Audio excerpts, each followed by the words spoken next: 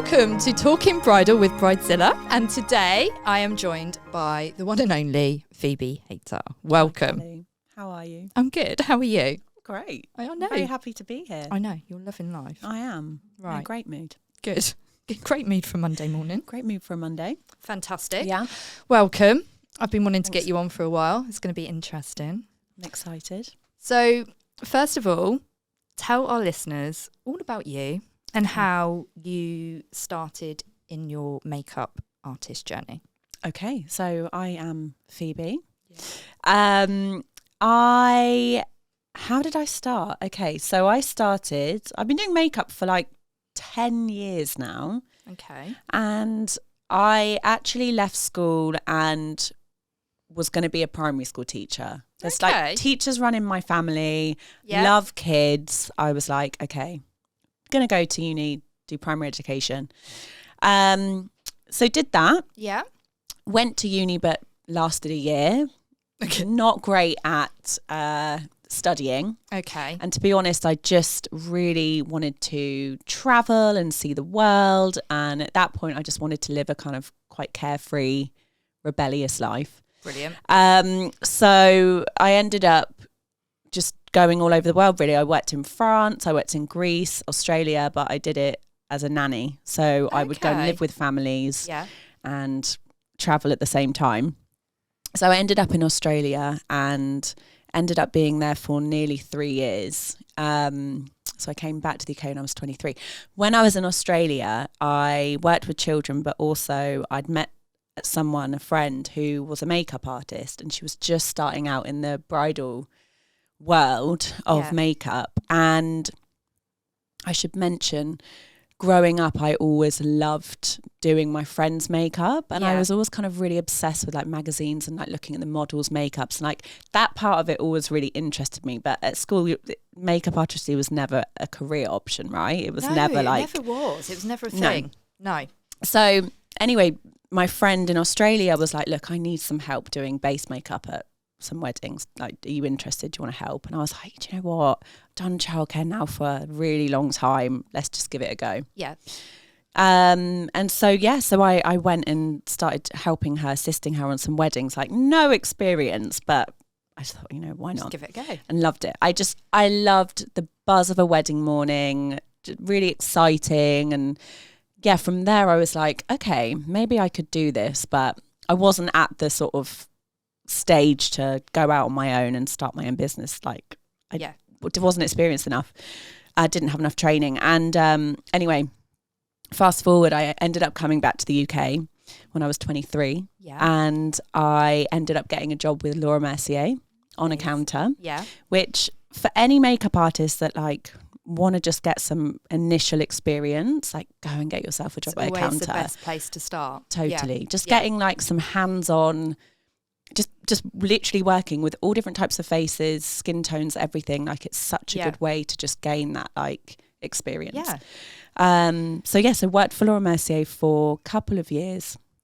But at that point I was like, you know what, I want to have a bit more freedom. I want to start doing bridal. I want to, go out on my own. Yeah. But again, I wasn't at the stage where I was ready to do that, start my own business, because you have to be busy enough. Like you have to, it's a big leap. And I guess in makeup as well, I mean, like you say, that many years ago, it wasn't, people weren't having a career, like a full-time career as makeup artists. Yeah. I mean, it's definitely got massive over the last few years. Yeah. So at that point, I was still working for Laura Mercier, but I had found Kristina Gasperas online. And at that point, she had a little studio in Richmond, and I did 5 days one-to-one training with her. Yeah. And at this point, again, I was like, a dream would be to quit my job and have my own business and do bridal. Yeah. But I was like, let's just go and train with her. Let's whatever. Yeah. And in that 5 days one-to-one with her, I mean, I have to talk about Kristina, because this lady is like my mentor, my inspiration. Yeah. I feel like I owe her a lot. Yes. Because yes, as much as I've worked really hard, like she taught me so much right at the start. Yes. She really ingrained in me that like, if you want to get bookings, you have to produce really high quality photos. Yeah. What you put out on social media is so important. That's what you're going to attract. Exactly. So she's an amazing woman, an amazing businesswoman as well. She's insane. Killing it. I'm a huge fan of Kristina's Academy as well. Obviously I don't do makeup, but I've spent exactly the same time with Kasia you have, and did the 5-day course. And I think, going somewhere like that and training, that really intense training with the best people in the industry, you can't, that just gets you on that stepping stone to the next level. Yeah, absolutely. Definitely. So after training 1-to-1 with her, and it was a tough 5 days. I remember I was like, she doesn't mince her words, Kristina, and that's what I love about her. Like she was, she was really teaching me like, you need to do this better, and I love that about her. And after that, I had like real fire in my belly. Like, okay, I can achieve anything if I put my mind to this. I just need to work really hard. Yeah, I do think I was very lucky at that point. So I trained with her like maybe 6-7 years ago. And at that point, Instagram was not as big as it was now. Yeah. So I think I had a good little gap. Yeah. You had a good head start. A little bit, yeah. So at that point then I started really working hard, getting just doing makeup on everyone and taking photos and perfecting it, practicing, just working really, really hard behind the scenes. Not paid, but I was just getting stuff out there, getting my name known, and slowly but surely I started to get a lot of bookings from that. And then finally went self-employed. I think it was only like 6 months later. Like I in that 6 months I worked really hard, got the bookings, and I was like, okay, I think I can do this. Yeah, let's give it a go. So that's it really. And now, I mean, I'm a huge fan, as you know. We've known each other for quite a few years now, and obviously you work with me on lots of projects and things, portfolios, weddings, part of the team. I've got you in as one of the kind of team leaders, and, doing education now as well. I mean, we'll go on to that in a bit, but you've, such an inspiration.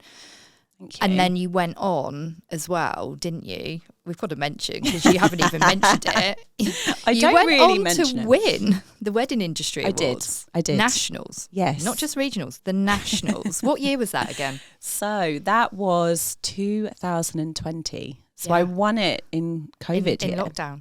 Oh yeah, so it was amazing. Like that, winning that award, I worked so hard for that. Yes. Like I remember, like that was my goal. Yeah. Like that's what I want to win that. On. Yeah. So worked really, really hard to just produce really good content, and and you do, and it was amazing that I won that award. Like I still kind of pinch myself that even happened. Yeah. But I mean, I had this like hugely busy year ahead of me. Yeah. After winning this award, I was like, oh my God, this is amazing. And then, COVID hit. And I remember it was just all taken away from me. It was, I mean, for all bridal hair and makeup artists, it was so tough. Yeah. But so my kind of career was a bit kind of disjointed after I won that. Yeah, it's it's a pain lockdown, wasn't it? It just kind of threw a spanner in the works for everything. Really did, but I think off the back of that, I mean, obviously you've picked up completely where you left off, and now you are absolutely flying, putting out some amazing content that everybody loves. And you did also just do, not that long ago, a tutorial for Kristina's Academy. Yes. I mean, so that's got to be another highlight of your career so far, surely. Yes. So actually in lockdown, I remember feeling really low and just like, I just want to do makeup. And I never did makeup on myself, never did makeup looks on myself, because I was like, well, who's going to want to see my face? They want to see models' faces. And anyway, I was like, well, I have no choice. I really, if I want to keep like in people's view on Instagram, like you have to show up. Yeah. So I was forced to do makeup on myself. And so I started doing like a look a day, and, and it kept me busy and sane. Yeah. And anyway, from that, I kind of kept my following, and then from that I started doing some guest tutorials for Kristina. So Kristina Gasperas has an online academy now with like over 2,000 members, I think. It's like incredible. she's amazing, and Kasia. So I mean, it was like an absolute honor to I think I've done like 3 now guest tutorials for her. I've done a live. So that's also like it's amazing, a massive thing for me. Yeah, that she's asked me to do that. And if anyone wants to have a look, obviously they can follow you on Instagram at Phoebe Hayter MUA. Yeah. And obviously some of your work, that one that I think you did for Kristina's Academy is actually on our, the Bridezilla Facebook, Bridezilla Instagram page as well. Yes. Always share all your stuff. So yeah, moving on to, I guess, this year. Yeah. We're almost in peak wedding season. We're nearly there now. We're I feel like the start of the year has been we've actually got a model coming in soon actually. So we've got a portfolio day that I'm doing with you, aren't we? Yes. And then I think that's our last kind of one before we hit the ground running this year. Madness. It's going to be crazy. What would you say coming up into summer? What sort of looks are you? I know you've done a hell of a lot of trials already at the studio this year. You seem to be in there like every time I go in. I'm like, oh, Phoebe's back. She's here. What's the most requested this year? What are you kind of? Obviously, you've been on. You've been doing more courses. We did a course only a couple of days ago together, but trends change all the time. Yes. What's going on this year? What would you say? Interestingly enough, this year, I've actually found that brides are wanting to pare it back a little bit. So they're not wanting as much base makeup. Okay, yeah. They really want skin to look like skin. Yeah. And actually, I mean, a lot of the time, well, not a lot of the time, but I have had quite a few trials this year where they just want like a tinted moisturiser, pinpoint concealing. I have noticed that this year quite a bit. Brides are wanting a much more subtle look. Yeah. Not as intense. I mean, I have to educate them that you need a certain amount of makeup on your wedding day, for it to last and for it to look nice in photos. Exactly. So it's getting that fine line. Yeah. But so I would definitely say a little bit more natural skin. Okay.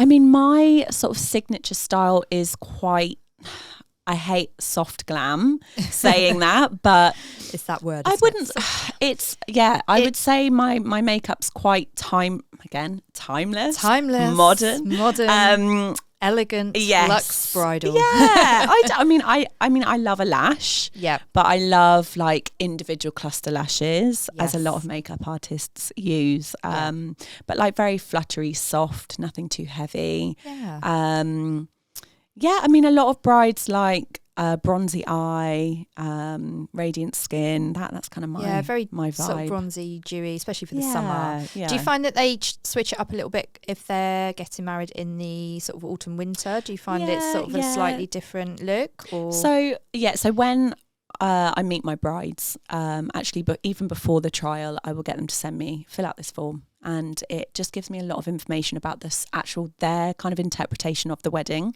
the style of it. So obviously I know what time of year it's going to be, what colours they're going to use, flowers, things like that. From there, I can kind of gauge as well, like what outfit they're going to wear as well, how they're going to have the hair, all of that kind of I do have to take into consideration when I'm creating a makeup look.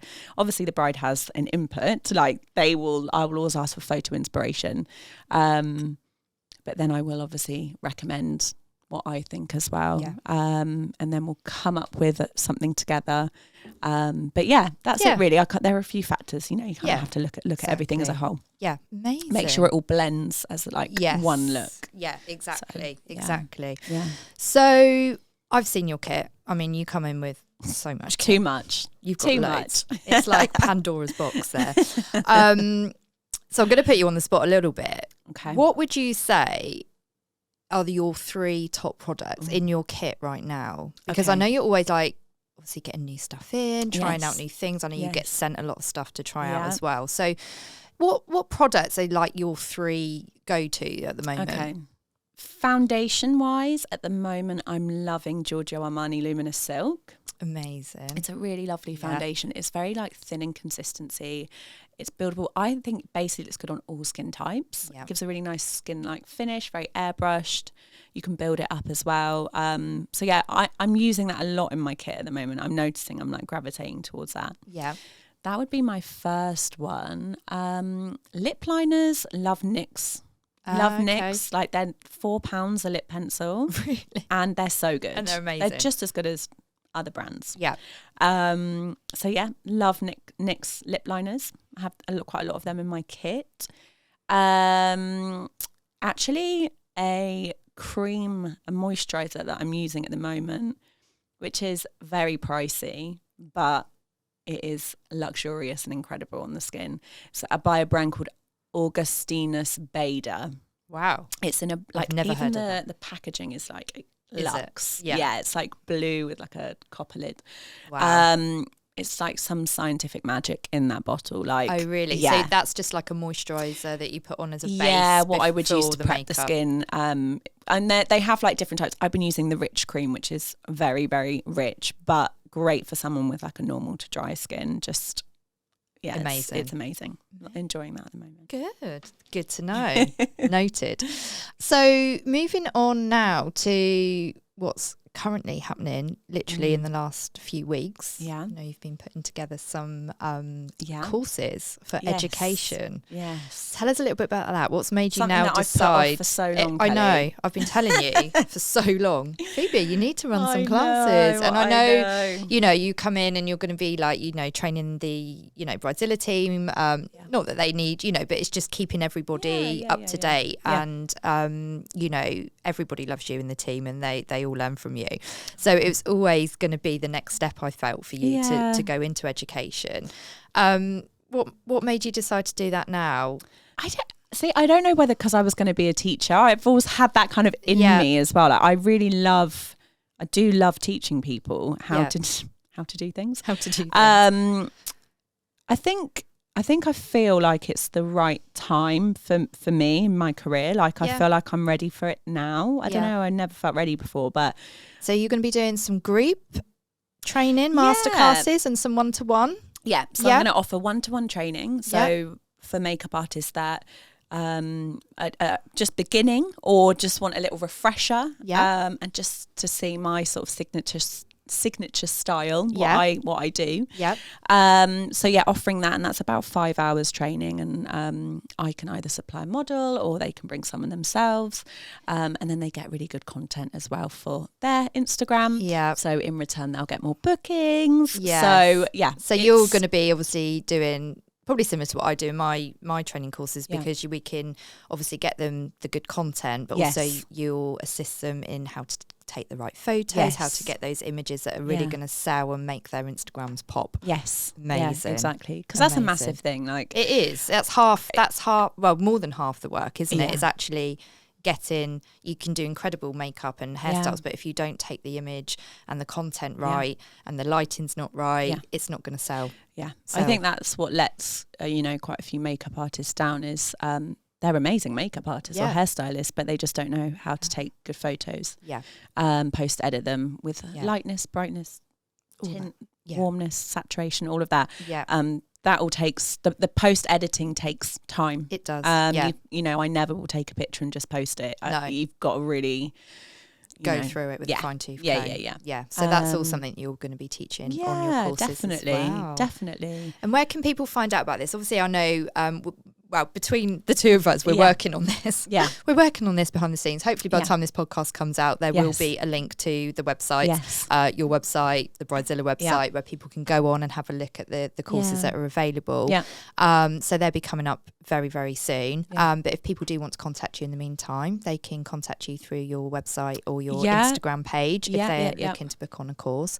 So moving on to my final question that I ask everybody that comes on the show. No. I mean, there's probably a few. And I think I know which one you're going to say. But tell us your Bridezilla story. Not really Bridezilla, but what's the worst thing that's happened to you on a wedding morning? To me personally, or to a bride? To you or a bride. Okay. Tell us your funny story. So, I mean, I think I've actually already told you this, but I've got to tell the podcast. Was it funny? I mean, now I can laugh at it, but I was at a wedding a few years ago, and the mother of the bride, we were getting the bride ready at the mum and dad's house, and the mother had spent ages like sorting out the back garden, making it beautifully landscape for photos, right? The photographer decides to take the bride out in the front bit where she hadn't gardened and like pruned the bushes. So already she was a bit annoyed. She was like, go in the back. it was the most insanely windy day. Like, it was so like blustery. So anyway, I like do the makeup. I'm kind of just packing up, and the photographer's taking the bride and the bridesmaids out the front to take the photos. Anyway, the bridesmaid comes back in and she's like, do you have anything to get something off this dress? And I was like, what's happened? And she was like, a leaf has blown dog poo onto the bride's dress. Oh my God. Horrendous. I At mean, the front of the dress? At the back? Yeah, it was at the front. It was, okay, proper. I mean, I think it was like low down, but it was there. Visible. Yeah. Yeah, so that was pretty bad. Did you manage to did you help to get it off? I did. But, you know, I've since learned to always carry chalk with me. Chalk? So white chalk is really good for getting anything out on the dress. Is it? Yeah, instead of like a wet wipe, anything like that, use chalk. Oh, okay. White chalk. I remember attacking a bride's dress with one of the bridesmaids actually got, she went to get dressed into where the dress was hanging up and put fake tan on her legs, like you do on the wedding morning. And she brushed past the bride's dress. She got her fake tan all over the back of the dress. And I remember thinking, I've got nothing. It was just wet wipes. Was it a lot? Quite a bit, yeah. I just kind of said to the photographer on the way out, just make sure you Photoshop it out. And I just said to the bride, it's fine, you can't see it. Have a lovely day. Bye. But oh my God, it's terrible when things like that happen. So chalk, that's a good tip. Yeah, I like chalk. And I always carry a sewing kit. Yeah. Just in case. Not that I'm a sewer, but like just in case anyone needs like a safety pin or anything like that. It's good to have a little bride's emergency kit. 100%. Amazing. I always just have little bits with me. Amazing. Just in case. Just in case. Yeah. And a little gin in case they're feeling. I always have a little miniature, just in case the bride's feeling like a little like, I'm like, have one of these. It's fine. Have some nice. Of that. Nice. No. Oh, well, what can I say, Phoebe? We could talk forever. I think I'm already getting looked at through the door like, hurry up, wrap it up. We're over time. But I'm going to have you back on again, no doubt. I've loved it. Thank you so much for joining me today. It's been an absolute pleasure. Oh, it's been a pleasure talking to you. Thank you. Like having a good old chat, isn't it? Having a normal chat. Yeah, loved it. Thank you so much, my lovely. Thank you for having me. See you next time. Oh no, I shouldn't have said that. Thank you for having me. You're so welcome.